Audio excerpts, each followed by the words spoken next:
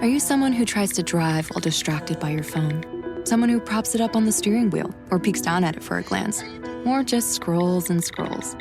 If so, you could be the next person to get into a fender bender, get a ticket, veer off the road, or even cause a crash that kills you or someone else.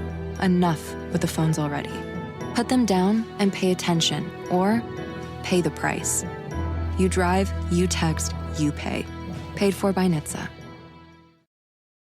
These days, I do all my shopping online. Clothes, books, outfits for my dog. I love it. Then I thought, why not get my groceries delivered too? So I downloaded the Instacart app, and sure enough, it has all my favorite stores. Macy's, Lynn's, Fresh Market, Dan's, Dick's. Everything I need delivered right to my door. Oh, the dog treats are here. Download the Instacart app or visit instacart.com to get free delivery on your first order. Offer valid for a limited time. Minimum order $10. Additional terms apply. News with swearing. Daily beans, daily beans. Daily beans, daily beans. Hello and welcome to the Daily Beans for Friday, April 7th, 2023. Today, the Tennessee State House has voted to expel Democratic members for standing with their constituents against gun violence. Justice Clarence Thomas ruled on bribery laws while accepting bribes. Jim Jordan has fired off a subpoena for Mark Pomerantz while still refusing to respond to his own, which draws sharp rebuke from the Manhattan DA. And the Supreme Court rules in favor of a transgender girl in sports. I'm your host, Allison Gill. Hi, everybody. Autocracy is afoot in Tennessee. We'll talk about the potential expulsion of 3 Democratic lawmakers. I'll be recording this episode as the votes happen, so the news will be breaking to me, and I'll be speaking with the new alder in Madison District 15, our friend Dina. That's going to be a little bit later in the show. She won her election as alder to become the first trans woman elected in the history of the state, so it's an historic election. And she won by 54 votes. So we're going to talk to her in a little bit. I talked about that yesterday at the end of the show. All right, we have a lot of news to get to. Let's hit the hot notes. Hot notes. First up, fascism in Tennessee, as the House votes to expel 3 Democratic members of the legislature. Before the vote to expel him, Representative Justin Jones spoke on the Tennessee House floor. Let's listen to that. Day for Tennessee, because it will signal to the nation that there is no democracy in this state. It will signal to the nation that if it can happen here in Tennessee, it's coming to your state next. And that is why the nation is watching us, what we do here. My prayer to you is that even if you expel me, that you still act to address the crisis of mass shootings. Because if I'm expelled from here, I'll be back out there with the people every week demanding that you act. If you expel me, I'll continue to show up because this issue is too important. I talked to too many students and mothers in tears this week who said, thank you for doing something. And so if you expel me, I recognize that it's not just about expelling me, but it's about expelling the people. But your action will do the exact opposite. It will galvanize them to see what is happening in this state requires sustained action.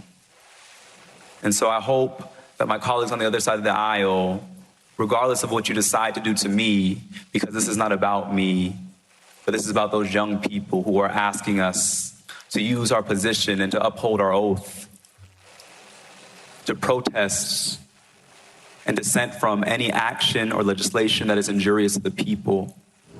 Yeah, and the Tennessee GOP just signed its death certificate with this absolute display. I mean, it's just a complete and total autocracy.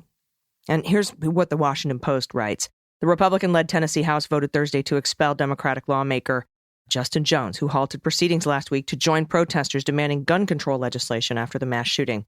Lawmakers are set to consider the expulsions of 2 additional lawmakers in an historic act of retaliation. The chamber voted 72-25 to expel Justin Jones, an activist-turned lawmaker elected to represent Nashville's 52nd district. Lawmakers are expected to vote Thursday evening on the proposed expulsion of 2 more Democrats. Reps Gloria Johnson and Rep. Justin Pearson, despite widespread protest. Now, during more than 2 hours of debate, Republican members defended the severe action by saying it was needed to prevent Jones from continuing to defy the chamber's rules. Democrats said the expulsion was anti-democratic, urged lawmakers not to use the nuclear option. Reaction was mixed, apparently, after the vote. A group in the gallery yelled, "Shame, shame, shame." 2 people walked out of the chambers clapping in favor. So I don't know if that's mixed. The Tennessee General Assembly, where Republicans hold the supermajority in both chambers, has resisted calls to enact gun legislation since the March 27th Covenant school shooting that left 6 dead, including 3 9-year-olds. The House has 73 Republicans and 26 Democrats. County and city level officials will select delegates to serve in the vacant House seats until the next regularly scheduled election in August of 2024. County and city level officials. That's what Carrie Russell says. She's a political science senior lecturer at Nashville's Vanderbilt University. The expelled lawmakers will be able to run for re-election at that time, she says. The Tennessee House has only expelled members 3 times in the past, according to a report from the Office of the State's Attorney General. In 1866, 6 members were expelled, quote, for the contempt of the authority of this House. In 1980, a member was expelled for seeking a bribe in exchange for tanking a piece of legislation. And in 2016, a representative was expelled amid a state federal investigation for sexual misconduct. 22 women alleged sexual misconduct. Republicans cannot win on ideas. They can't win in fair elections. And now they're resorting to expelling members to hang on to minority rule. The state speaker of the House likened the 3 members protesting with their constituents to the insurrection on January 6th. They're actually trying to equate Justin Jones remaining on the floor for 15 seconds longer than the rules allow with the deadly attempted overthrow of the federal government on January 6th. They're what they call legitimate political discourse. This is a First Amendment violation. This is a taxation without representation issue. I hope the Department of Justice steps in here if it's able. And Mark Elias reminds us that Article 4, Section 4 of the Constitution says the United States shall guarantee to every state in this union a Republican form of government. The Department of Justice, he continued, should look at all of its options and obligations to remedy this anti-democratic act. And this is breaking now. The resolution to expel the 1 white member facing expulsion today, Representative Gloria Johnson, failed. The resolution to expel her failed. Why? There is no material difference here legally or by the rules. It'll be interesting to see how the vote comes out for the 3rd representative, who is also a black man. I didn't think this could get worse for the Republican Party, but it just did. They not only portrayed themselves as autocrats, but racist autocrats. And now the Department of Justice can add civil rights violations to the First Amendment and taxation without representation. When asked why her colleague was expelled and she wasn't, Rep. Gloria Johnson said, "It may have something to do with the color of our skin."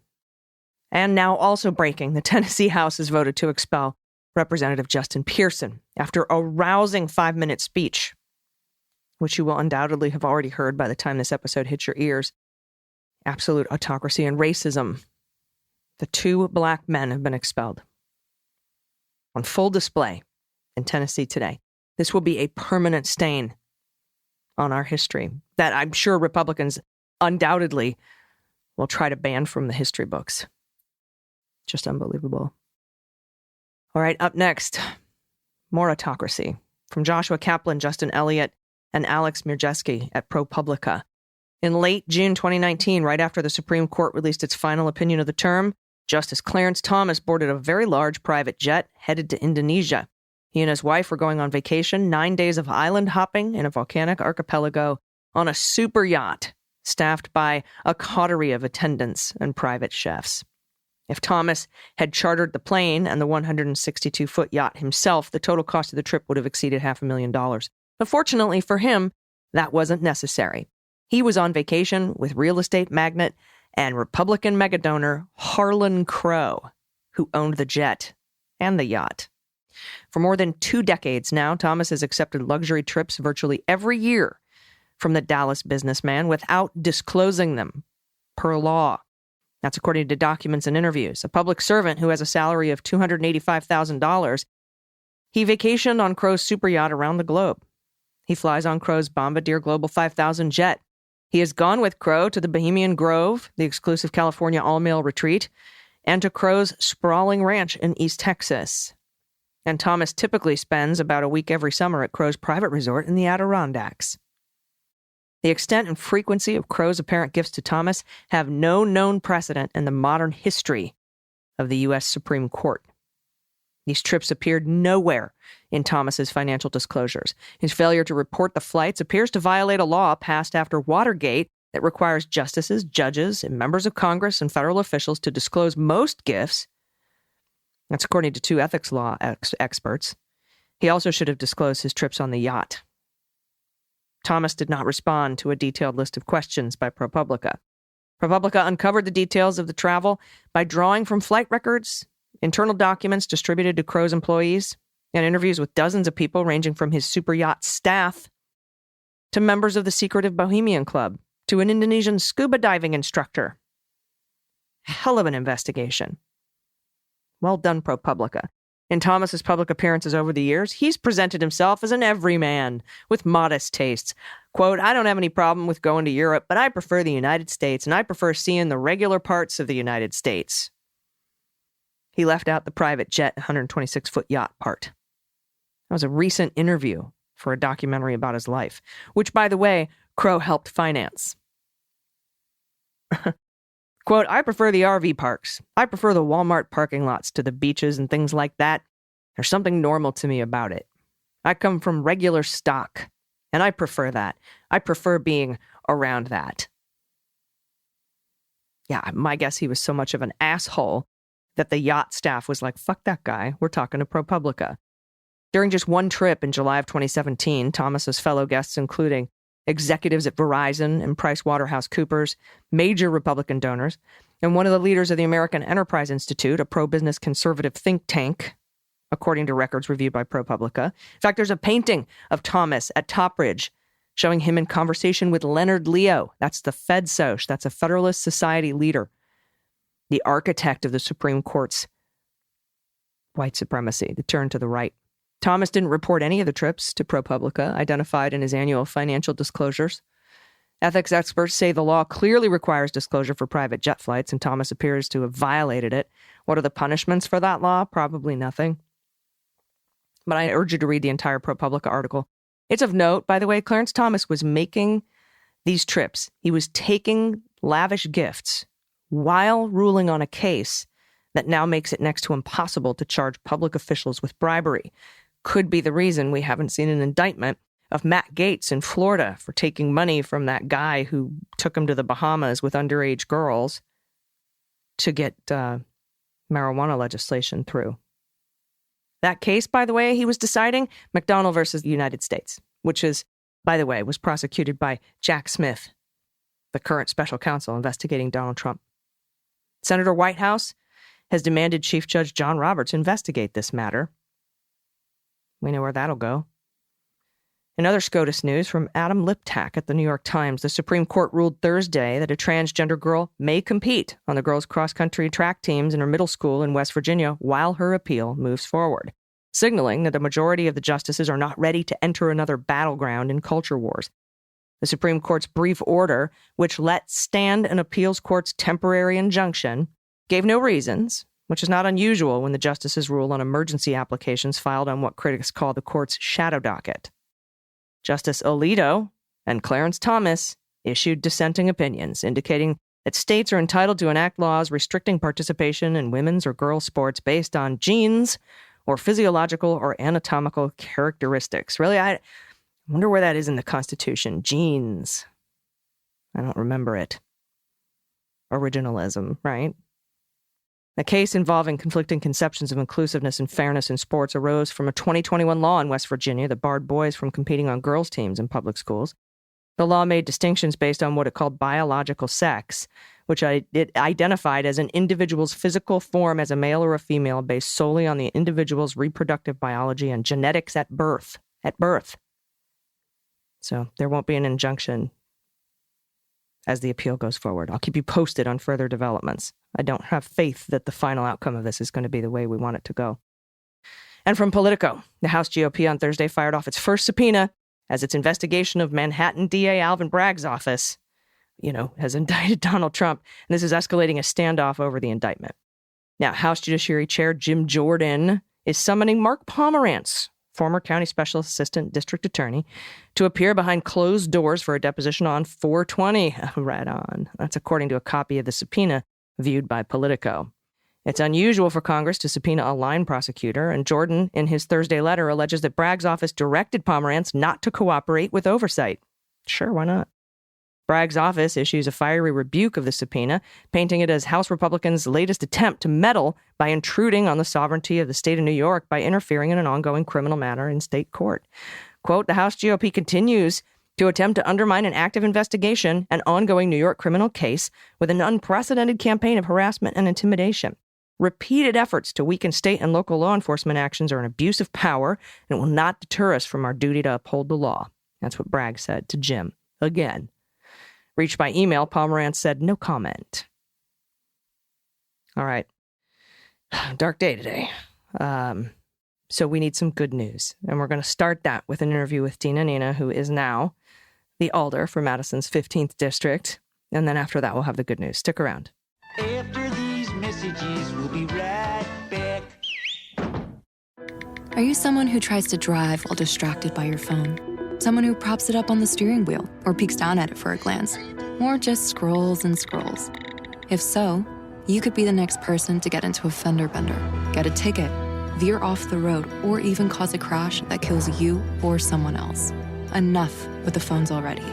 Put them down and pay attention, or pay the price. You drive, you text, you pay. Paid for by NHTSA. These days, I do all my shopping online. Clothes, books, outfits for my dog. I love it. Then I thought, why not get my groceries delivered too? So I downloaded the Instacart app, and sure enough, it has all my favorite stores. Macy's, Lynn's, Fresh Market, Dan's, Dick's. Everything I need delivered right to my door. Oh, the dog treats are here. Download the Instacart app or visit instacart.com to get free delivery on your first order. Offer valid for a limited time. Minimum order $10. Additional terms apply. Hey, everybody, welcome back. I don't get choked up too often, but I did break down a little bit at the end of the beans yesterday in tears of joy because our friend who we had on the podcast ahead of her election won her election by the narrowest of margins, 54 votes. Every vote counts, y'all. And she is now the alder in the 15th district, Dane County, Madison, Wisconsin. Please welcome Dina Nina Martinez Rutherford. Dina, oh my God. Oh my God is right. I had somebody write in and they were like, I'm in Wisconsin. I'm in a neighboring county. We went over there to throw all our support behind Dina after we heard her on the Daily Beans. Tell us about, first of all, how you feeling? I'm feeling exhausted. Yeah, I bet. And super excited and honored. And I think the weight of the importance of what just happened is really present with me in the best senses of the phrase. And man, it's historic. It is historic in history. I mean, this is like a first trans woman elected, and it's blowing my mind right now. And I am so happy for you, but I am also even happier for the constituents that you are now going to represent, because now they have some representation in the council there. And we talked about this a little bit the last time you were here. Alder's sort of like a city council person. Yeah, and absolutely. That's like where the rubber meets the road. And to have representative voices on that council is going to make such a huge difference for Wisconsin, for Madison, for Dane County, for the whole shebang. Talk to me a little bit about this vote margin. Holy shit. For like an hour and a half, we were 2 votes. He was ahead with 2 votes. And I was like, okay, I'm fine. I'm good. It's fine. Either way sucks, I feel, but like it's gonna be great. And then all of a sudden I was like, they were like, Dina, you won. The last word came in and you won. And I was like, what? What? And I was just shocked. But man, what a great feeling. I had some wonderful people in my district that were there some are trans, some have trans kids. Like it just felt so right and amazing. Yeah. And speak to the larger historic nature of this, because, Dems have been trying to crush this oppressive bullshit gerrymandering and everything for so long in Wisconsin. And, because, I would talk to a lot of Michiganders and they were like, dude, Wisconsin can be this, right? We can be this. We just got to get together. We got to organize. I am so glad that we had you on the podcast because, every vote literally counts in these elections. And so let's talk about a little bit about what's next. Is there like an automatic recount? Are you what's the deal now? No, my opponent has the opportunity to request a recount. I don't think that he will, but I don't know. And if there is a recount, then I'm fine with whatever the decision the people made. I'm fine with it. And I'm very, it is so tight and there are going to be a lot of people who don't get me, and I understand that. But we have challenges that we have to face. And it's not just in Madison, it's all over the country, but affordable housing. We have 5% vacancy for housing in Madison, 5%. And we have 100,000 people slated to move into the city over the next few years. We have no housing, and I was talking to one of the constituents in the district, and she was like, I was like, so what would you propose that we do? And she goes, well, they can live on the outskirts. And I was like, wow, okay. And I was like, I would appreciate your vote, but I understand if you're not going to vote for me. That makes sense, But we have challenges that we have to face, tackle, and really meet in a way that is compassionate, kind, and caring of the humans that call Madison home.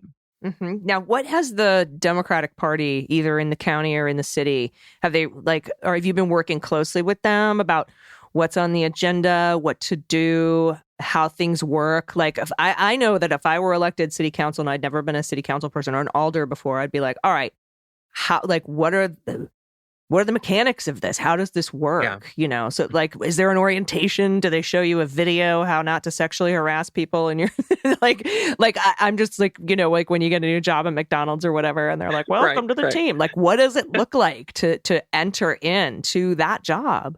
It's a lot. I'm meeting with a lot of former alders, county supervisors, alders that are reelected or newly elected. I'm meeting with a lot of community organizers right now.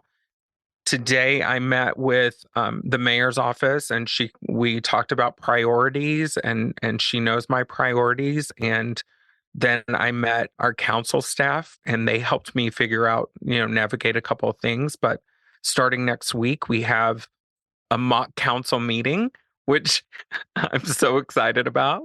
And then we get to meet with municipal employees and leaders in the departments to find out what they need and require and expect.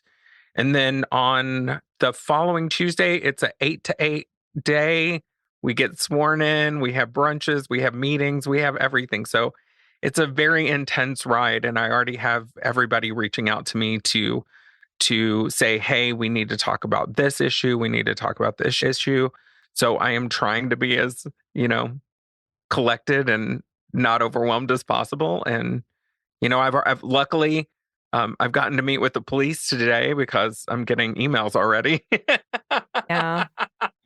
And, it started. I expected the hatred to start earlier. And all I was met with on the campaign trail was just really wonderful support and love from the community. And now it's the people who are salty about me being trans. And I knew it was coming, so I'm here for it. Yeah, I can't imagine. Yeah. I'm somewhat of a public figure. I get some emails, but I'm not an elected official as you are now. Right.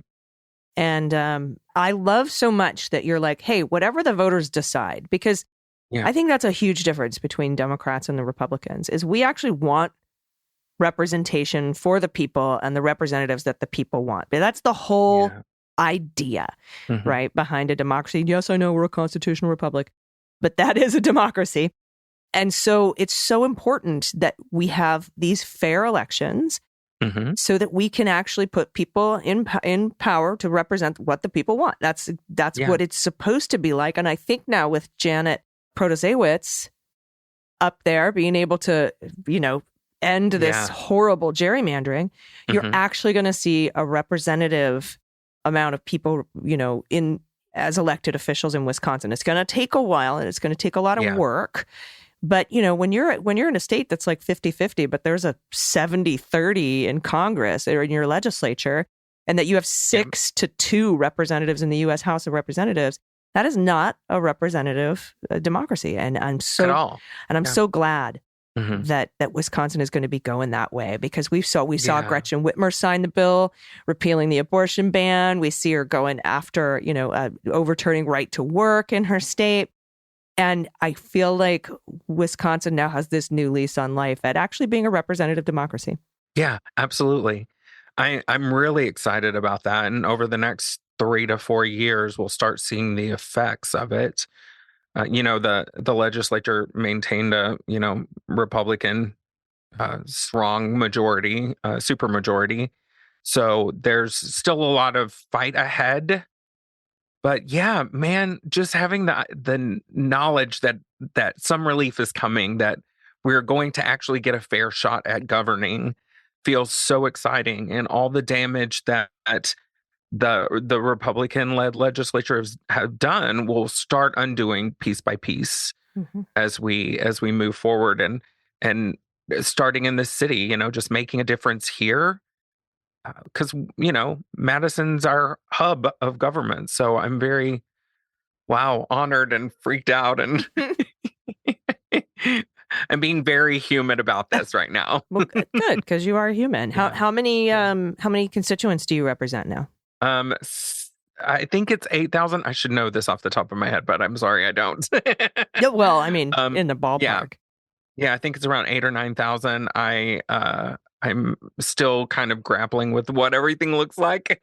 Yeah. And I'll have that knowledge imprinted into my brain for sure. Yeah. As we go forward. Well, I am absolutely confident that you will represent them fairly and well. And congratulations. I'm so glad that we had you on. I'm so glad we could send out a little bit of help. Yeah. Thank you. And everybody, this is what it looks like. This is how it works. It starts with city council. It starts with school boards. It starts with judges. And we build up from there, and it has an impact on our national body politic. So congratulations, Dina. Thank you so, so much. I look forward to talking to you again in the future about some of the things that you'll be doing for your constituents. I look forward to it too. This is so cool. All right, everybody stick around. Exciting. Everybody stick around. We'll be right back with the good news. Are you someone who tries to drive while distracted by your phone? Someone who props it up on the steering wheel or peeks down at it for a glance? Or just scrolls and scrolls? If so, you could be the next person to get into a fender bender, get a ticket, veer off the road, or even cause a crash that kills you or someone else.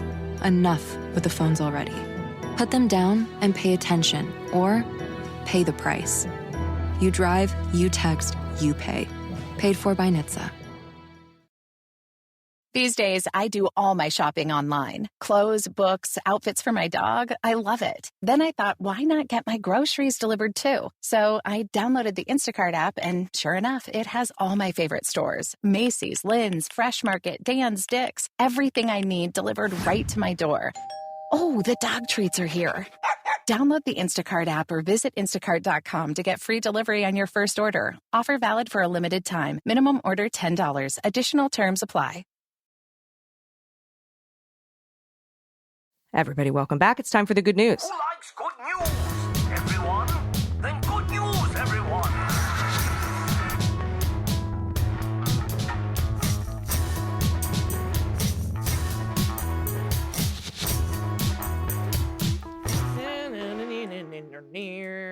And if you have any good news, corrections, if I screw something up or mispronounce something, if you have a shout out for somebody that you love in your area or in the world, or a shit kids say, or a small business that you want to help promote, or if you're a maker or creator, we have so many wonderful makers and creators in our community in the Leguminati.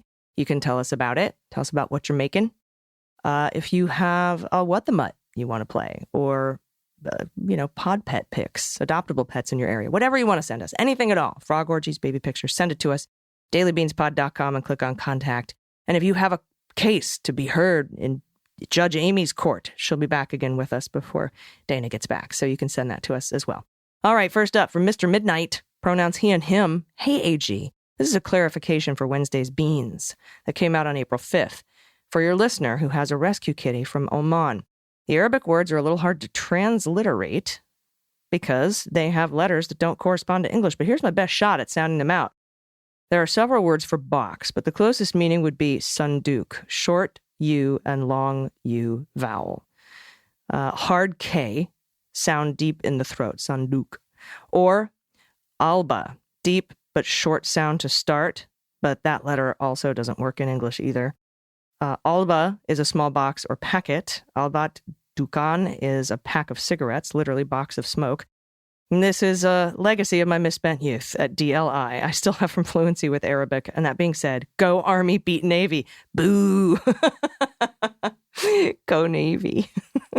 Next up, thank you, by the way, for that. For science, the tape box project. I thought this might work too, but the blue tape box was there for days and nothing. It's there. You guys, I love you guys. I wonder if you have any. Now I want to hear if you have guests come over and say, what the fuck is that? And you can see if you could try to explain it to them. That would be fun to hear about. Next up from Scott L. Greetings, AG and crew. Recently, I just been overwhelmed by how much Trump has reemerged in the news. I decided I needed a hiatus, but I couldn't go completely newsless, so I chose your Daily Beans as my only news source. Maybe in a few weeks, I'll want to get more involved with the news again. But until then, your beans and the clarity and the articulation make you gals the go-tos. Oh, thank you, Scott. That really means a lot to me. I've attached a photo of my cat violating my space heater's civil rights. Oh, Kita. So adorable. All right, next up from Kelly in Madison. Woohoo! Pronouns she and her. In Thursday's pod, you wondered aloud how many people your podcast reached to get out the vote in Wisconsin. While your pod didn't influence me to the polls, I would have voted anyway. It did put Dina Nina on my radar. I'm new again to Madison, went to UW, now here as an adult again, and I wasn't familiar with Alder district numbers, so after her interview, I looked her up, realized I could vote for her. Signs around the neighborhood were almost solely for her opponent, so I genuinely believe you had a hand in helping Dina Nina get elected. I am proof. No pets for pod pet tax, but I am including a photo of Dina Nina for Alder sign that I spotted in my neighborhood. Oh, look at that. Vote Dina Nina, and in the O is the LGBTQ flag. Oh, forward together. Oh, she's so adorable. Okay. Thank you so much. There's one vote. Woohoo. Next up from Craig, pronouns he and him. Hello, hoping for a shout out to a local business and small business. I created a disability-run nonprofit that provides food sovereignty, hygiene supplies, clothes, and even pet food. Oh, inspired by my own struggles with PTS, the Rock Soup Greenhouse and Food Bank serves thousands of families for our free store. We do this as volunteers and as a community. We need your help to continue the conversation on this essential human right by spreading the word.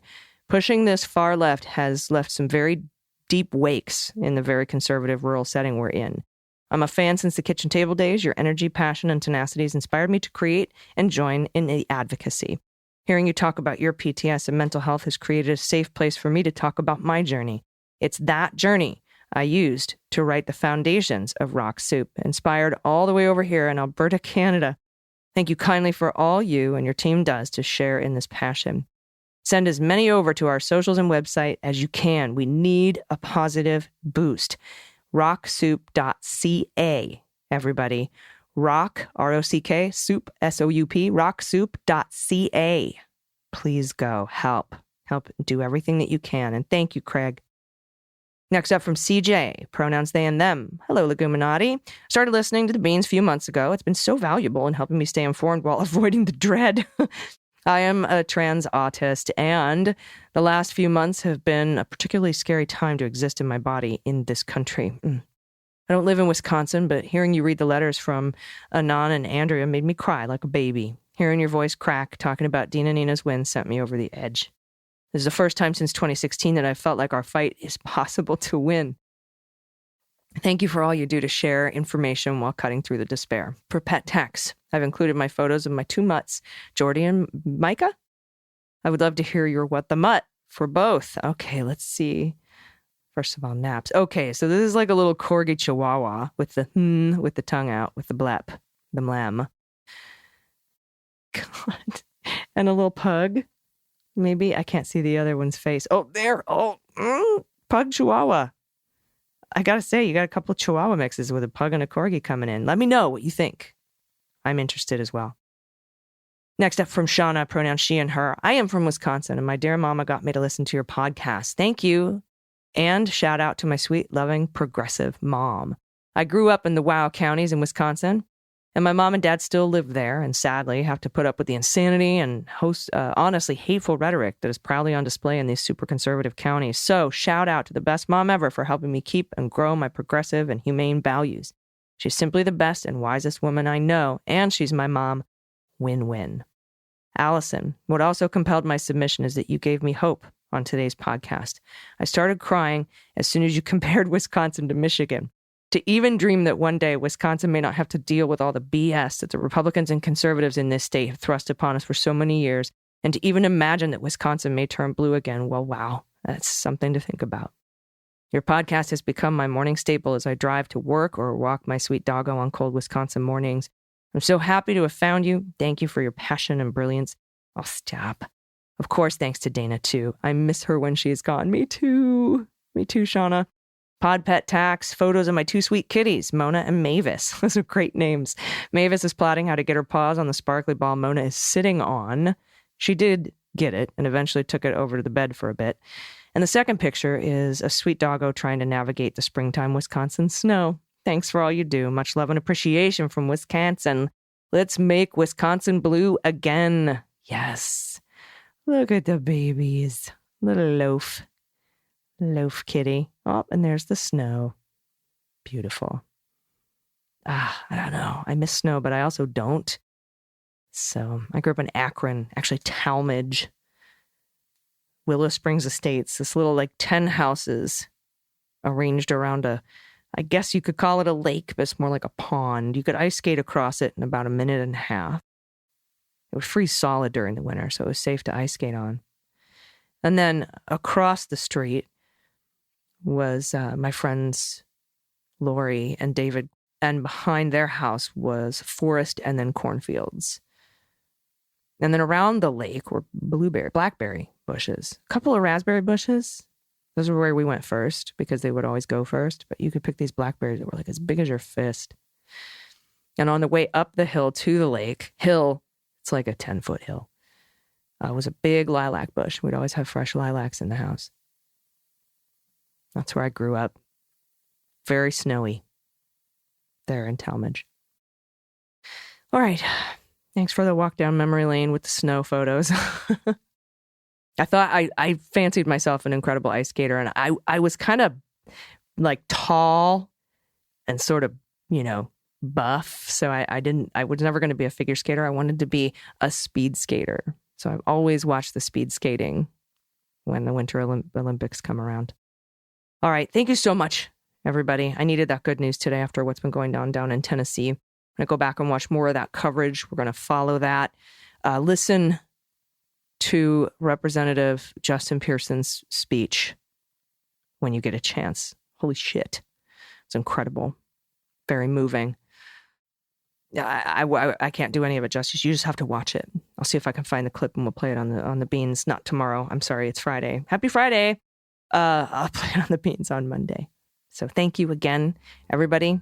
Please take care of yourselves. Take care of the planet. Take care of your mental health. Take care of each other. Did I do that in the wrong order? I think I covered it all.